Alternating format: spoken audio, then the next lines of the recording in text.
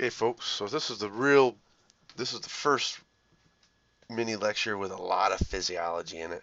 So far, we've just been setting the stage of looking at the anatomy and the histology to talk about this physiology. So let's take a look at the physiology of breathing and gas exchange. In the lungs, gas exchange takes place in the terminal portion of the bronchial tree. Alveoli are small saccular outpocketings of the respiratory bronchioles and alveolar ducts. Each alveolus is about 250 micrometers in diameter and abuts other alveoli to form clusters called alveolar sacs. There are millions of alveoli in each lung. The alveolar wall consists of two specialized cell types. Type 1 cells are thin, squamous epithelial cells that form 90% of the alveolar surface. The larger cuboidal type 2 cells secrete pulmonary surfactant that coats the inner surface of the alveolus. This surfactant reduces surface tension and prevents the collapse of the alveolus. Pulmonary capillaries form a network around each alveolus. A thin barrier, the respiratory membrane, separates capillary blood from air in the alveolus. The respiratory membrane is comprised of the capillary endothelial cell, the alveolar type 1 epithelial cell, and their fused basement membranes. It has a total thickness of only 5 micrometers, facilitating the rapid exchange of carbon dioxide from blood into the alveolus and oxygen from the alveolus into the blood. Oxygen and carbon dioxide diffuse across the respiratory membrane due to differences in partial pressure. Oxygen diffuses from a high partial pressure, or PO2, in the alveolus to a relatively low PO2 in the pulmonary capillaries. Similarly, carbon dioxide diffuses from a high PCO2 in the blood to a relatively low PCO2 in the alveolus. Okay, we're going to talk about what PCO2 means and what PO2 means. So we're getting there. So this is showing you probably what you already know, and that is getting air into your lungs and out of your lungs. This is called external respiration, and that includes the gas exchange that occurs in your lungs. So external respiration, this word right here, includes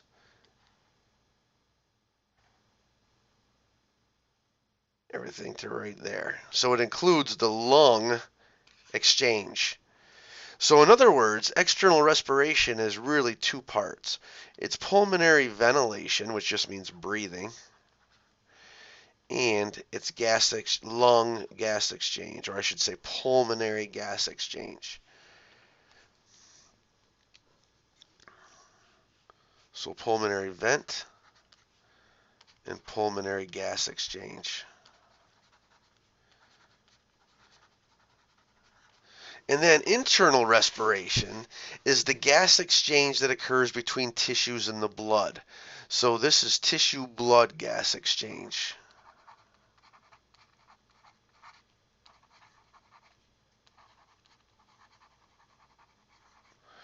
And then we can even break this down further.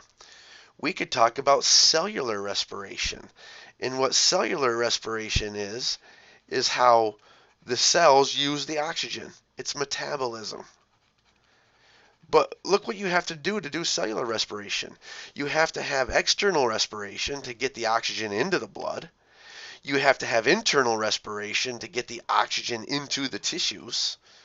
And then you can do cellular respiration, which is using the oxygen to metabolize. So this is how this whole respiration fits together. You have external respiration, internal respiration, and cellular respiration. Respiration serves as a means for the body to exchange gases with the atmosphere via the blood. The partial pressure of oxygen, PO2, in the air in the alveolar spaces in the lungs is greater than the PO2 in the blood, so oxygen diffuses into red blood cells from air in the lungs. Also, the partial pressure of carbon dioxide, PCO2, in the air in the lungs is less than the PCO2 in the blood. So carbon dioxide diffuses out from red blood cells and into the air in the lungs. Oxygen-rich blood is carried through pulmonary veins to the heart and then pumped through systemic arteries to the body. The PO2 in the blood is higher than the PO2 in the body tissues, so oxygen diffuses out from red blood cells at the body tissues. Also, the PCO2 in the blood is lower than the PCO2 in the body tissues, so carbon dioxide diffuses into red blood cells there. Oxygen-poor blood is carried through systemic veins back to the heart and is pumped through pulmonary arteries to the lungs, where gas exchange again replenishes the blood with oxygen and removes carbon dioxide. Okay. Now a couple of laws here, gas laws. This is going to remind you of chemistry, but we're not going to do a lot of the math or go into a lot of the details. But if you look at Boyle's law, it says that pressure and volume are related. And in fact, they are inversely related. So as pressure goes up, the volume of the gas goes down. And that should make sense. The way to write that is you can say that pressure is inversely proportional to volume, or pressure is proportional to 1 over volume. That's how you write that. I'm not so sure this equal sign should be there. Yeah, that equal sign should not be there. The first one, this one's fine. Because there's constants that need to be in there to make this actually equal. So it should be like this. It should be pressure is proportional to 1 over volume. As pressure goes up, volume goes down. All right. And that's just what this says right here. If you decrease the volume of the container, you increase the pressure of the gas inside. Oh, and vice versa, by the way. If you decrease the volume, then you increase the pressure. And now let's just do the math here quickly. Let's say at time 0 right now, the volume is 5. Let's say it's 10. Let's keep this simple. At time 0, the volume is 10. At time 1, I'm going to decrease that volume. I'm going to take it from 10 to 1. So my pressure was 1/10. And then at time 0, my pressure was 1/10. And then when 10, the volume goes from 10 to 1. At time 1, my volume is 1. Well, 1 is a lot more pressure than 0.1. So you can see the pressure-volume relationship there. And this is just saying, okay, this is saying if you decrease the volume, you increase the pressure. This is saying if you increase the volume, you decrease the pressure. And this is how we breathe. See, this is your chest cavity. What you do is you increase the volume of your chest cavity. That decreases the pressure and air rushes in. Because air always goes from high pressure to low pressure. Well, it always goes from high pressure to low pressure unless you're pumping it. So we breathe by negative pressure, meaning we make the volume of our chest cavity big. It decreases the pressure and we inhale. This is the collage showing you that. So this is how we breathe. We increase the volume of our chest cavity. This is showing you increasing the volume of your chest cavity. It decreases the pressure and air rushes in.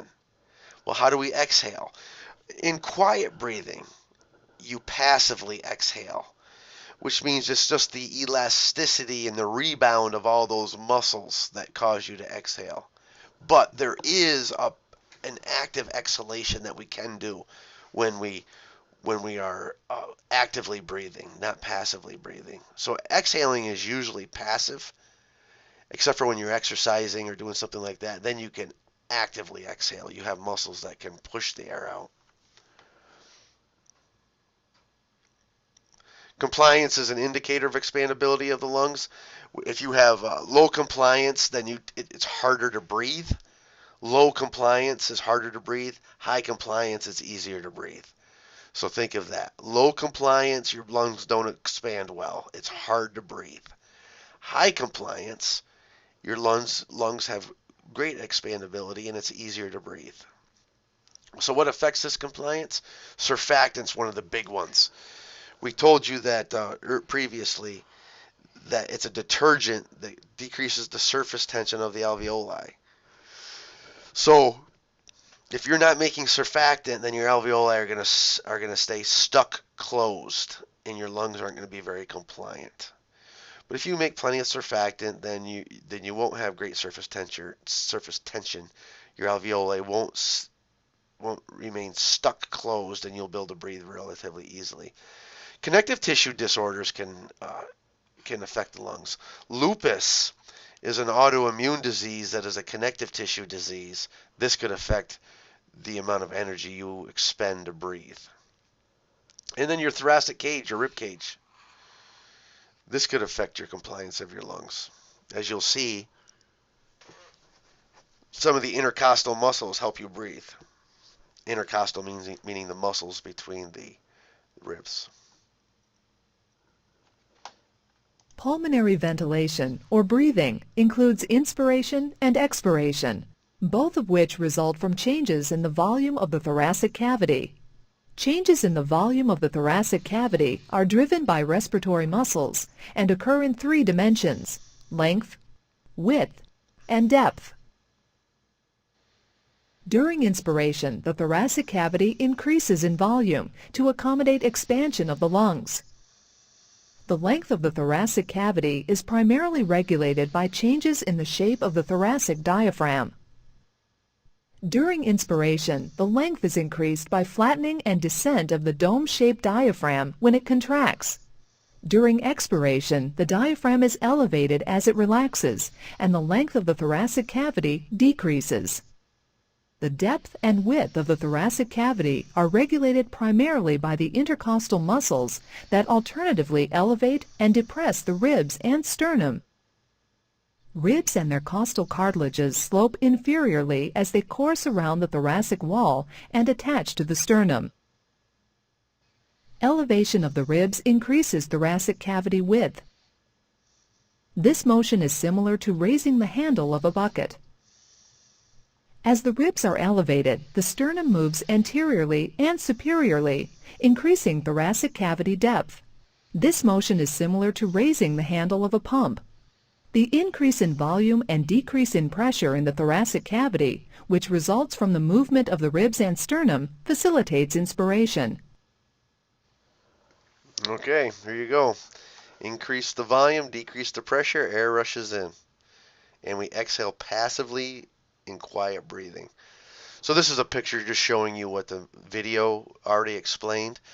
We do, the diaphragm is the major muscle of breathing. So this is the primary muscle of breathing. When this contracts, this comes out where this dotted line is right there. And by doing that, you can see that I just increased the volume and decreased the pressure of my cavity. But in addition to my diaphragm pulling down like that, I also raise my ribs and sternum. And that increases the volume and decreases the pressure of my thoracic cavity. All right, we have different compartments in my thoracic cavity. All right, so first of all, I have my alveolar compartment. This is called the intraalveolar compartment, and it has a pressure, the intraalveolar pressure. Well, let's go back and show you these compartments we actually have to look at, just so you get a vision of these compartments. I have my alveolar compartment right here. Here's my alveolar compartment. All right. I also have, oh, it's not shown there.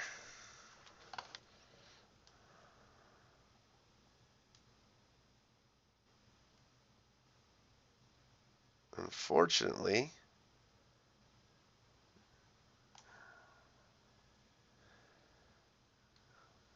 well, I'm going to have to wait until I get to the, oh, it's there. Good. This is the compartments. Let's look at the compartments. All right. Well, first of all, I have my alveolar compartments in here at the ends of my bronchioles. So I have my alveolar compartments, and there's going to be an intraalveolar pressure. It's also called an intrapulmonary pressure. Intraalveolar is same as intrapulmonary. This is where anatomy becomes important for talking about the physiology. I also have this pleural cavity. Now remember, it's a potential space. It's not a real space. But certainly the visceral and parietal pleura pull on each other based on pressure changes across that membrane. So I have this intrapleural pressure right here. And hopefully my intrapleural pressure is always lower than my intrapulmonary pressure. The reason being is if the pressure in here is higher than the pressure in my lungs collapse. So my intrapleural pressure hopefully always stays a little bit lower than my intrapulmonary pressure. That way my lungs are always pushing out against my intrapleural pressure and keeping my lungs expanded. In fact, my intrapleural pressure is usually 4 millimeters of mercury less than my intrapulmonary pressure. As you can see here, intrapulmonary is 760, intrapleural 756. The intrapleural can go up as long as my intrapulmonary goes up. The intrapleural can go down as long as my intrapulmonary goes down. I need to keep the intrapleural slightly less than my intrapulmonary. All right. You can measure a transpulmonary pressure, which is really just 760 minus 756. It's saying that the pressure difference across that is 4 millimeters of mercury. In the intrapleural, better be 4 less, because you could have a transpulmonary pressure of 4 millimeters of mercury and have the intrapleural be greater, but that would lead to a collapse lung. So these are the compartments in the pressures we're going to talk about. Now, pressure changes. We don't have huge pressure changes when we breathe. Matter of fact, we only decrease the pressure in our thoracic cavity about 1 millimeter of mercury on a quiet inhalation, on a relaxed or quiet breathing. And when we exhale, we only increase it by 1 millimeter of mercury. So it's not like we're doing great pressure changes here. They're really small pressure changes that drive our breathing. But that's quiet breathing. What could we do if we started running a marathon or sprinting 100 yards? Now, what we can do is we can change the pressure 30 millimeters of mercury for an inhalation. So it's usually 1. It's usually a negative 1 millimeter of mercury change, so we inhale. We could decrease the pressure in our thoracic cavity 30 millimeters of mercury. And on forced exhalation, we could increase it 100 millimeters of mercury. So this is maximum forced breathing. It's actually approaching dangerous levels at this point. Whereas your quiet breathing, you're only changing the pressure by 1 unit. You decrease the pressure by 1 millimeter of mercury. That's a negative 1 millimeter of mercury to inhale. And you increase the pressure of your thoracic cavity by 1 millimeter of mercury to exhale. And this is showing you the different compartments, which we already talked about. The intrapulmonary or intra-alveolar compartment is important. The intrapleural compartment is important, and that pressure should be about 4 millimeters of mercury lower than the lung pressure, the intrapulmonary pressure. If it's not, then you could get a collapsed lung. Oh, and one other thing. What is atmospheric pressure? Atmospheric pressure is 760 millimeters of mercury, also called 760 torrs. It's also known as 1 atmosphere. It's different units for measuring pressure. Yeah, I realize the 760 is pretty pathetic.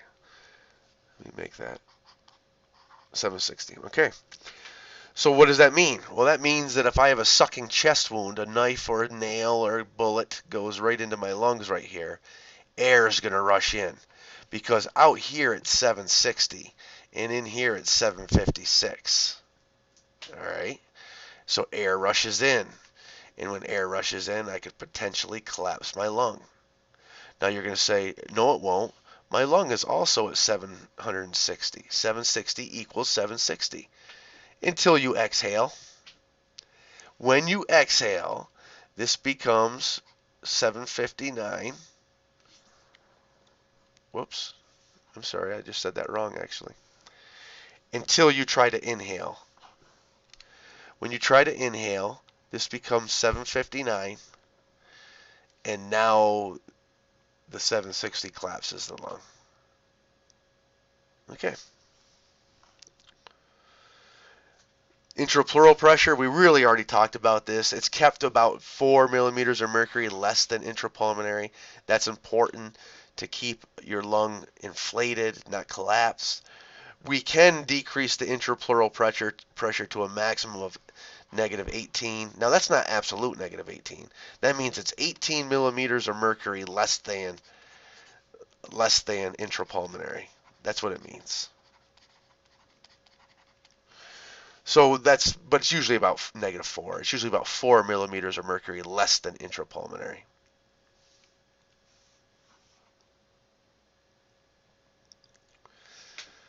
Okay, how does air move? Air moves from high pressure to low pressure. Simple as that. Air moves from high pressure to low pressure. So if the air out here is 760 millimeters of mercury, all I got to do is make this pressure in here less than 760, and I do. I make it 759 when I inhale. How do I make it 759? Diaphragm pulls down. When it's 759, 760 is greater than 759, air rushes in. Now I can take this 760 millimeters of mercury, and I can say why is it 760 millimeters of mercury? Well, I have 78% nitrogen. I have 20.9% oxygen. I have 0.03% CO2. I have a smattering of helium and stuff like that. All right. So most of the pressure of my atmosphere is due to nitrogen. Well, how much is due to nitrogen? Well, 0.78 times 760, because 78% is 0.78. So the amount of pressure in the atmosphere that is due to nitrogen pushing on us is 0.78 times 760. And that's 592.8. That's 592.8. That's the partial pressure of nitrogen. That's the partial pressure of nitrogen. The total pressure is all these gases added up. What's the partial pressure of oxygen? It is 0.209 times 760. The partial pressure of oxygen is, let me get my calculator,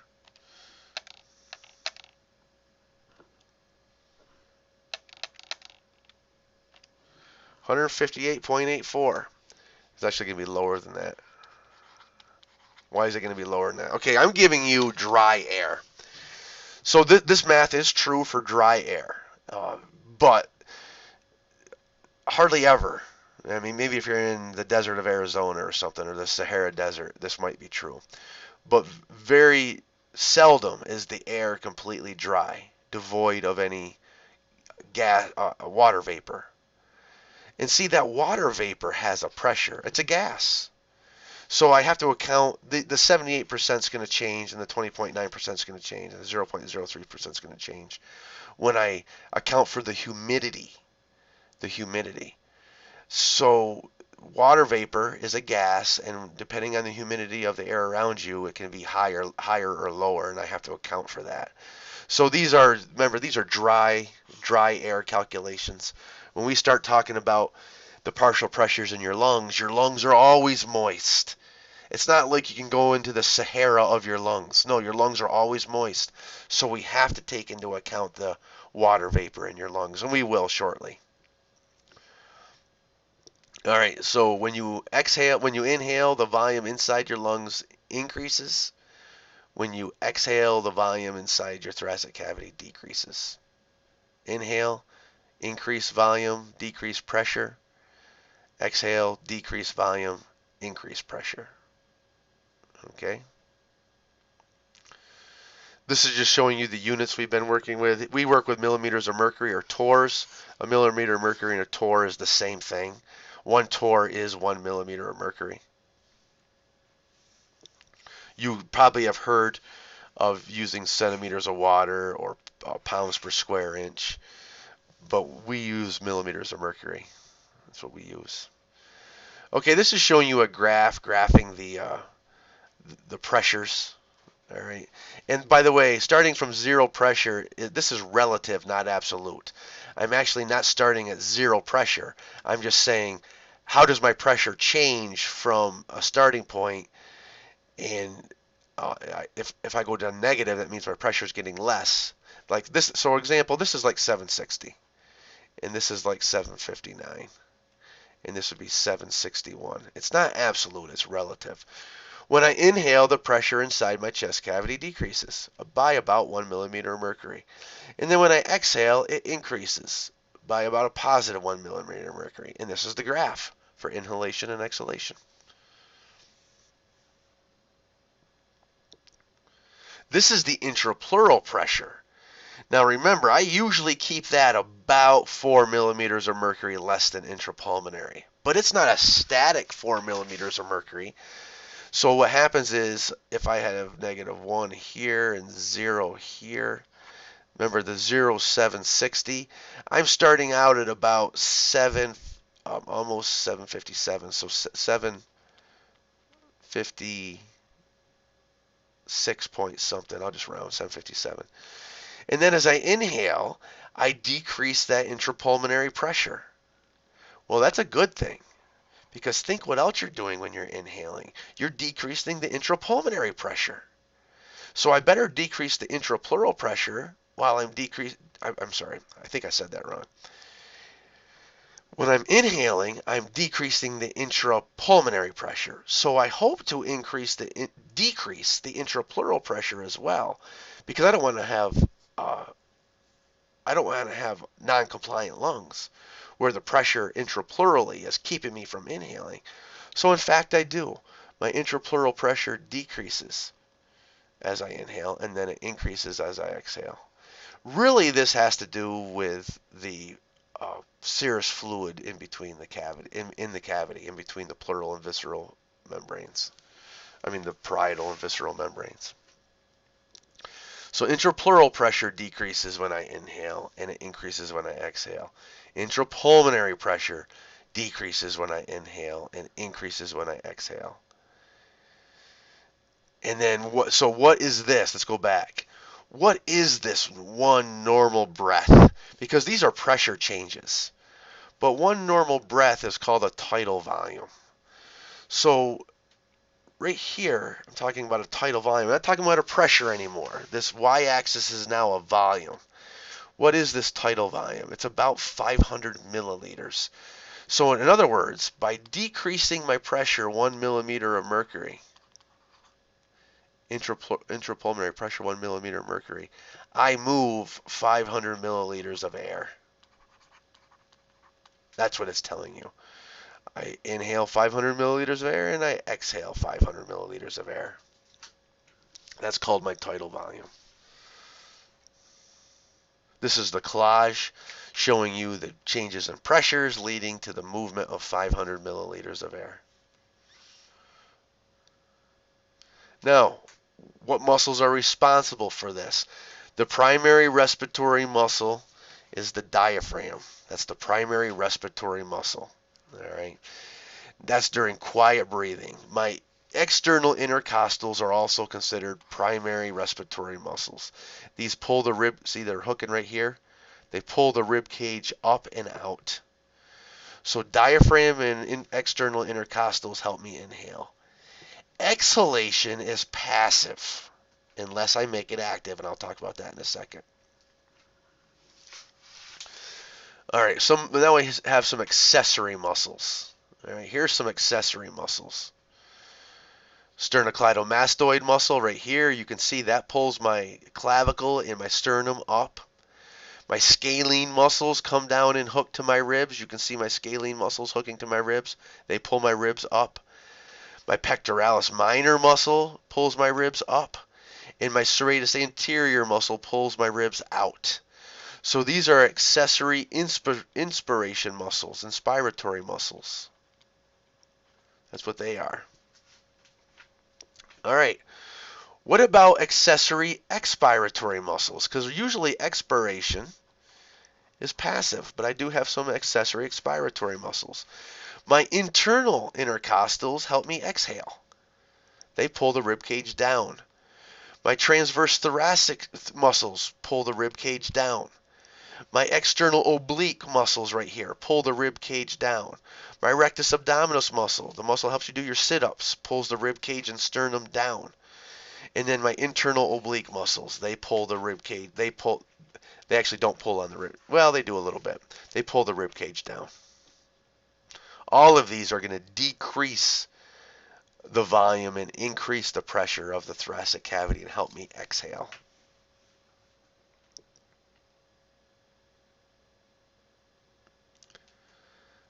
All right, so that's the mechanics of breathing that we've just talked about. This is the showing, the arrows are showing you which direction the muscles are pulling. We already talked about all of these. These are primary and secondary muscles or accessory muscles of inhalation. There is no primary muscle of exhalation because usually exhalation is passive, but these are the accessory muscles of exhalation. They pull the rib cage down. Okay, we have some volumes and some capacities. So two things we're looking at here. I want to show you another graph first. This graph shows you the volumes. Well, this table shows you the volumes. And this table shows you the capacities. All right.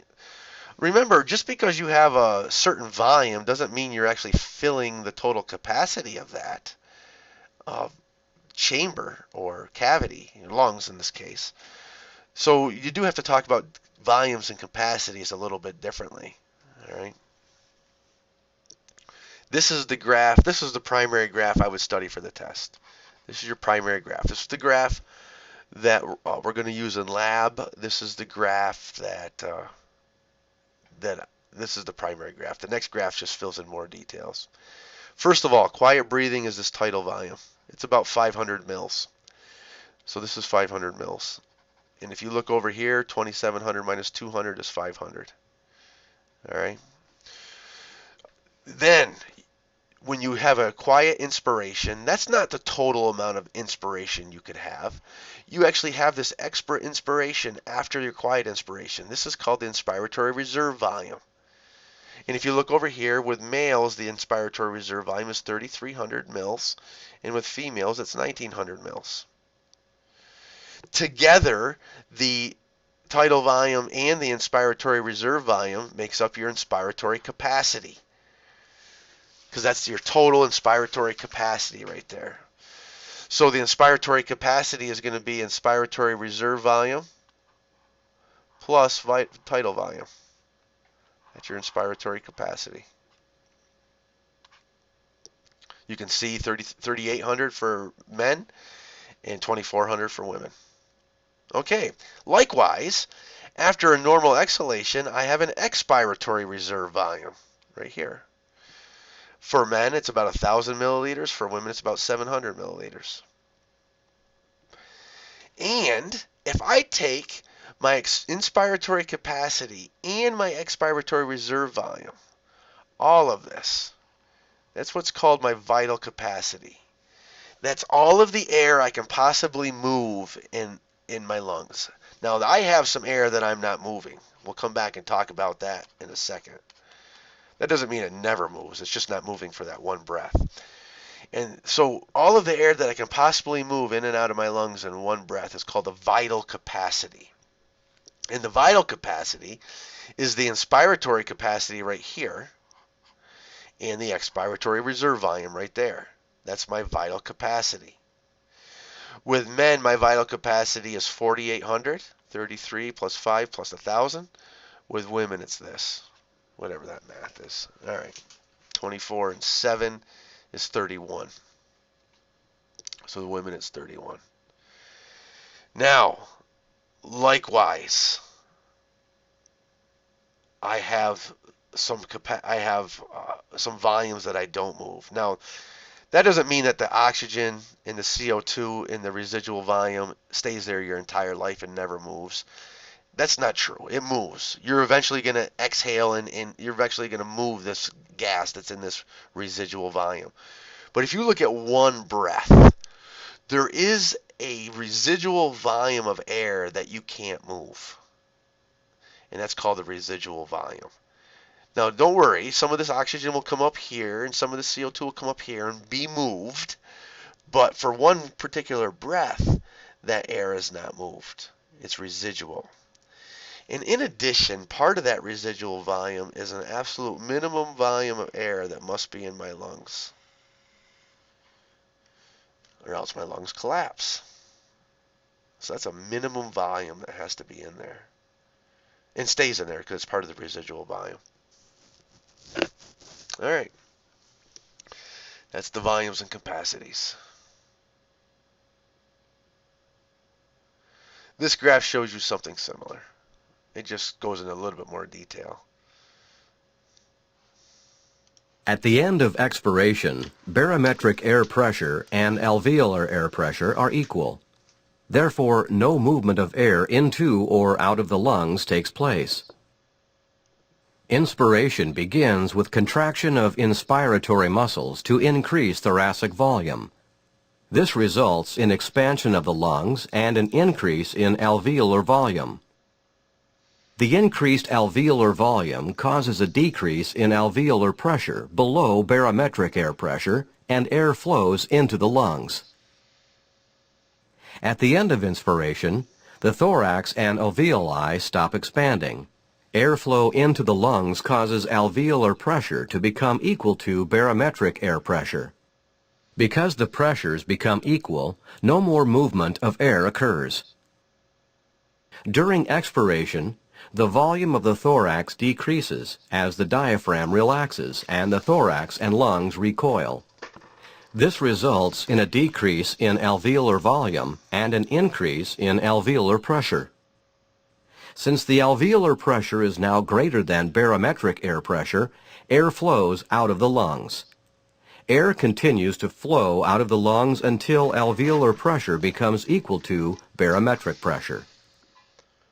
All right, folks, that's just everything we've already talked about, really. But I like showing you videos to give another person's voice and another viewpoint. All right, next one will be about movement of the gases, the PO2s and the PCO2s.